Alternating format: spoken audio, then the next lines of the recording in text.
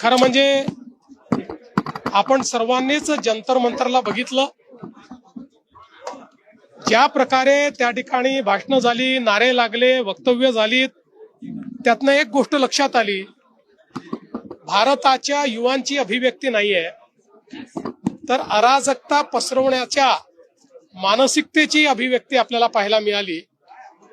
आणि विशेषतः भारतरत्न डॉक्टर बाबासाहेब आंबेडकरांचं संविधान हातात घ्यायचं आणि त्या संविधानाने तयार केलेल्या संस्था नाकारायच्या, त्या संविधानाने तयार केलेली व्यवस्था उखडून टाकायचं बोलायचं.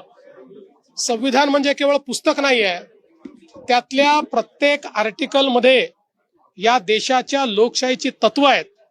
ती तत्व नाकारणारे पुस्तक घेऊन फिरले तरी ते भारतरत्न डॉक्टर बाबासाहेब आंबेडकर विरोधी आहेत, ते संविधान विरोधी आहेत. त्यामुळे मला असं वाटतं की आज या अभिव्यक्तीने त्यांचा खरा अराजकतावादी चेहरा आणि मनसुबे हे उघडे झाले आहेत.